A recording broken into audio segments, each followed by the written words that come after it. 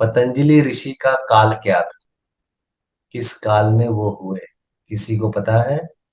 पतंजलि ऋषि ईसा से 200 साल पहले, करीब करीब 200 से 500 साल के बीच उनका समय माना जाता है। बुद्ध के बाद पतंजलि ऋषि और पाणिनि दोनों भाई थे। संस्कृत के व्याकरण का जो शास्त्र लिखा है वह पाणिनि जी ने लिखा है और उनके भाई थे पतंजलि। दोनों ही अति मेधावी। पतंजलि ने भी व्याकरण के शास्त्र लिखे। पतंजलि जी बहुत क्षेत्र में मेधावी। आज जैसे हम लियोनार्डो दा विंसी के बारे में सुनते हैं कि वो वैज्ञानिक भी थे, फिजिसिस्ट भी थे, आर्टिस्ट भी थे। पेंटिंग बनाई थी ना मोनालिसा की, बहुत चर्चित पेंटिंग, और उन्होंने बहुत सारी पेंटिंग, जिस क्षेत्र में गए उसी क्षेत्र में अव्वल रहे। वैसे ही पतंजलि भी जिस क्षेत्र में गए उसी क्षेत्र में अव्वल थे। और उस मेधा से उन्होंने पतंजलि योग सूत्र की रचना की। और योग सूत्र में करीब 195 सूत्र, उसके 4 अध्याय। उन अध्याय को उन्होंने पाद कहा। ठीक है, और उसमें उन्होंने योग की संपूर्ण बातें, अष्टांगिक योग के संपूर्ण बात उन्होंने लिखी है। कहा जाता है उनके बारे में आरंभ से अंत तक एक पूरा विज्ञान उन्होंने लिखा, और बहुत ही पैनी दृष्टि से उन्होंने एक एक चीज का उन्होंने वर्णन किया है, क्रम से। एक भी पॉइंट उन्होंने छोड़ा नहीं है। जो लोग भी उनके सूत्रों पर व्याख्या करते हैं उनका कहना है कि पतंजलि ऋषि बहुत ही निष्ठुर थे। उन्होंने संशोधन की जरा भी गुंजाइश नहीं छोड़ी कि जरा सा उसमें से कुछ जोड़ दे या कहीं से कुछ घटा दे। इतना परफेक्ट, जैसे लगता है कि इंच इंच नाप नाप के उन्होंने सूत्रों की रचना की। ना उसमें कुछ जोड़ा जा सकता है, ना उसमें कुछ घटाया जा सकता है। क्योंकि पतंजलि का काल गौतम बुद्ध के बाद का काल है। शायद यह भी एक वजह हो सकता है कि योग सूत्र को उन्होंने जो 8 अंगों में बांटा है वह गौतम बुद्ध के अष्टांगिक मार्ग से प्रभावित हो। यम, नियम, आसन, प्राणायाम, प्रत्याहार, धारणा, ध्यान, समाधि। ठीक है, ये 8 अंग है। इसको उन्होंने 2 हिस्से में बांटा है, बहिरंग योग और अंतरंग योग। बहिरंग योग में 5 अंग हैं और अंतरंग योग में 3 है। धारणा, ध्यान, समाधि अंतरंग योग। ठीक है, बहिरंग योग में क्या है? यम, नियम, आसन, प्राणायाम, प्रत्याहार। ये 5 जो है ये बाहर के संसार का इसमें समावेश है। और बंद आंखों से भीतर की जब यात्रा चलती है तब 3 है, धारणा, ध्यान, समाधि। धारणा, ध्यान, समाधि को पतंजलि ने संयम भी कहा। यम, नियम, आसन, प्राणायाम, प्रत्याहार, ये बहिरंग योग। यम का तात्पर्य है कंट्रोल। आप संसार में बिखरे, आपको अभी होश ही नहीं है कि आप क्या है, आपकी ऊर्जा कहाँ जा रही है, किधर आपकी यात्रा है, संसार की तरफ। तो उन्होंने 5 यम बताए। यम बताए 5, ताकि आप अपने आप को बाहर से स्वयं तक समेट ले, सिकोड़ ले। अहिंसा, सत्य, अस्तेय, अस्तेय मतलब चोरी नहीं कर, ब्रह्मचर्य और अपरिग्रह। ये पांचों चीज क्या है? बाहर के संसार से मुझे जोड़ता है।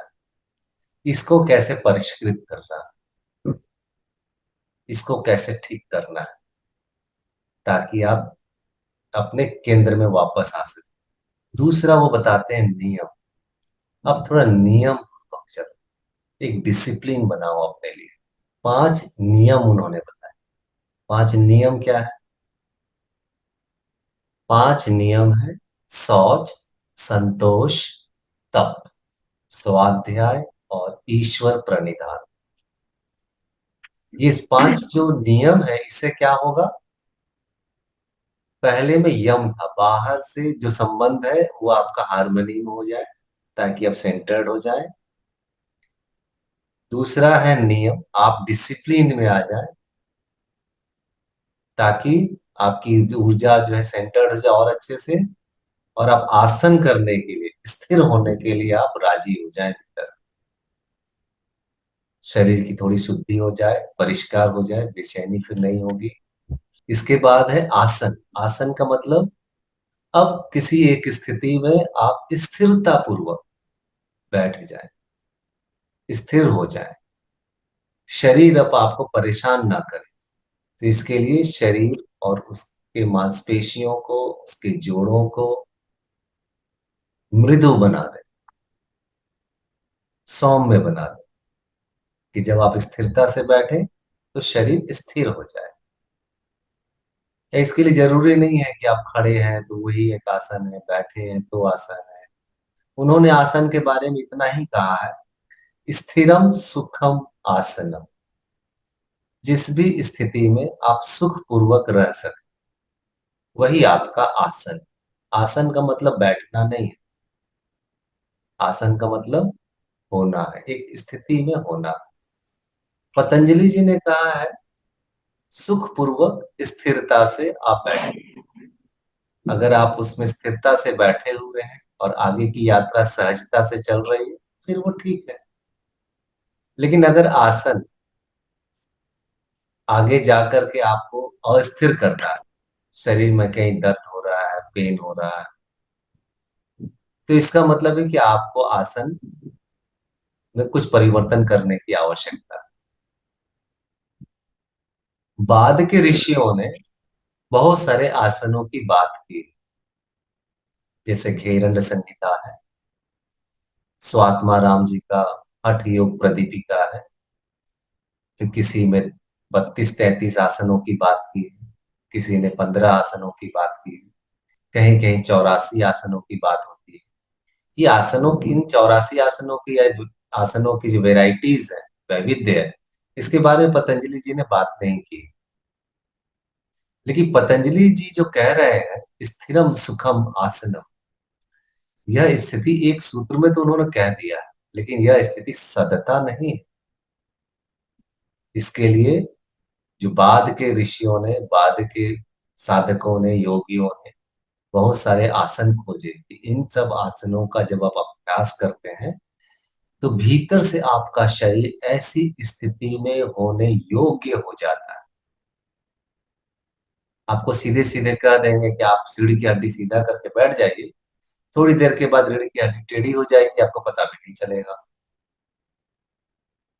लेकिन अगर स्वात्मा राम जी के जो 33 आसन है, उसका अगर अभ्यास करेंगे, तो धीरे धीरे धीरे आपका शरीर ऐसी स्थिति में होने योग्य हो जाता है।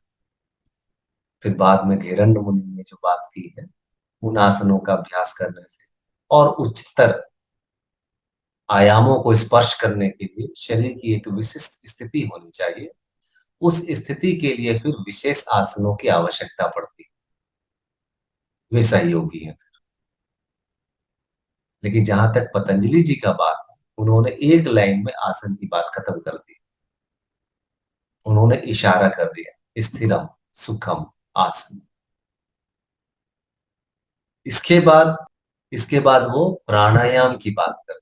प्राणायाम का अर्थ वो लेते हैं कि श्वास जो हमारे नासापुटों से भीतर हमारे फेफड़े में जाती है, उसको लेना, उसको होल्ड करना, या उसको छोड़ना और होल्ड करना, कुंभक करना, इसे उन्होंने प्राणायाम कहा है। तो कहीं कहीं पर इसका अर्थ कुंभक को कहते हैं, कुंभक लगाने को प्राणायाम कहते हैं। और शायद आप लोगों को पता होगा कि विज्ञान जो है आज इसकी व्याख्या करता है कि श्वास जो हम भीतर लेते हैं, तो हमारे लंग्स में आकर के धमनियों से जो हमारा अशुद्ध रक्त है और फेफड़े में जो हमारी ऑक्सीजन है, वह एक प्रेशर के कारण दोनों में आदान प्रदान हो जाता है। इस प्रोसेस को डिफ्यूजन प्रोसेस कहते हैं, जहाँ कार्बन डाइऑक्साइड रक्त से बाहर आ जाती है और ऑक्सीजन रक्त में प्रवेश कर जाती है। तो कुंभक जब हम लगाते हैं तो यह प्रक्रिया तीव्रता से हो जाती है। जब हम सामान्यतः श्वास लेते हैं और छोड़ते हैं, जब कुंभक नहीं लगाते हैं, तो भीतर जाने वाली जो श्वास है उसमें करीब करीब 19-20% ऑक्सीजन होती है। जब हम श्वास छोड़ते हैं तो भी उसमें 16-17% ऑक्सीजन होता है।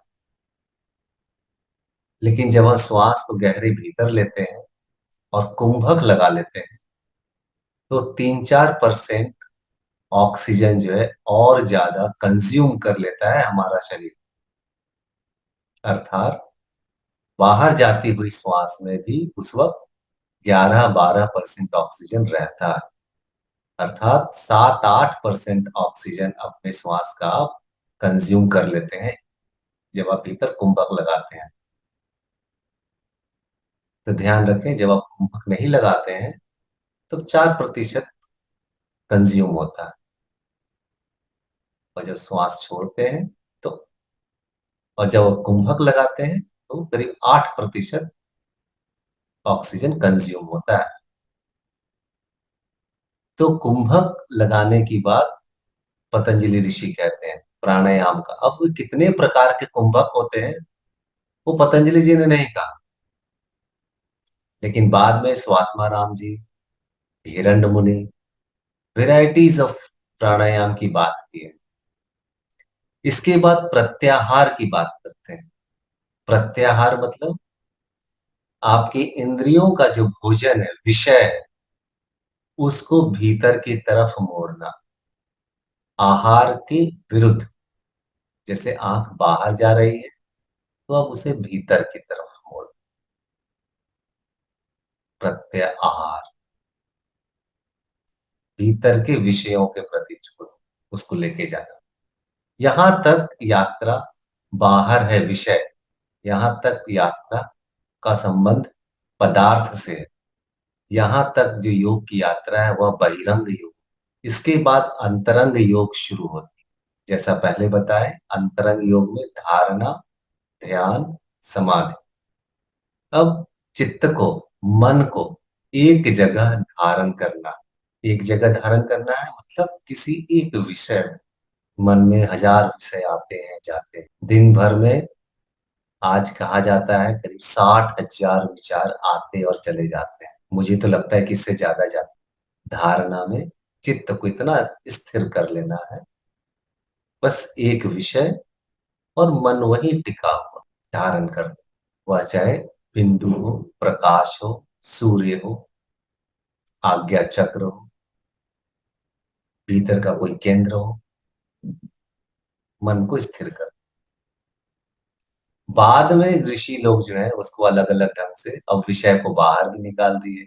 बाहर ज्योति ध्यान करना है, अंतर ज्योति की कल्पना करनी है, वगैरह वगैरह। बाहर के सूर्य को देखना है, भीतर का सूर्य की कल्पना करनी है। कुल उद्देश्य बाहर से भीतर की ओर यात्रा शुरू हो गई। इसके बाद आता है ध्यान। ध्यान मतलब धारणा करते करते करते करते वह ध्यान धीरे धीरे परिणत होने लग जाता है। आपकी चेतना एक तान, जैसे ना, एक तान मतलब जैसे तेल की धार जैसे गिरती है। पानी की धार अगर धीरे धीरे करते रहे तो क्या होता है, फिर बूंद बूंद गिरती है ना।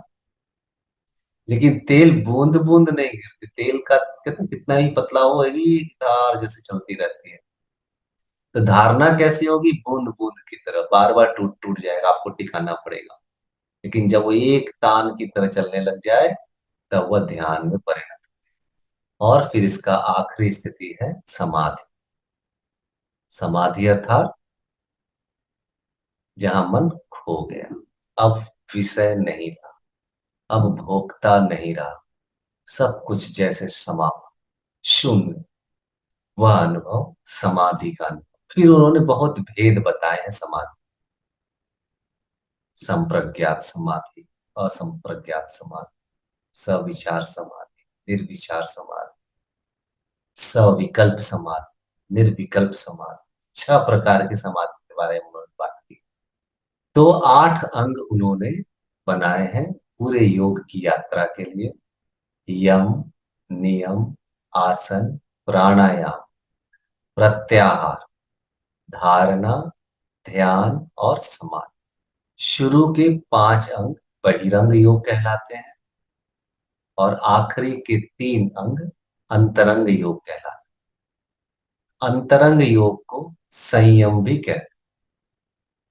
अध्यात्म की अगर आप यात्रा कर रहे हैं तो पतंजलि ऋषि उसमें से सूर्य की तरह, या तारों की बात करें तो ध्रुव तारा। अब हम लोग ध्यान में उतरेंगे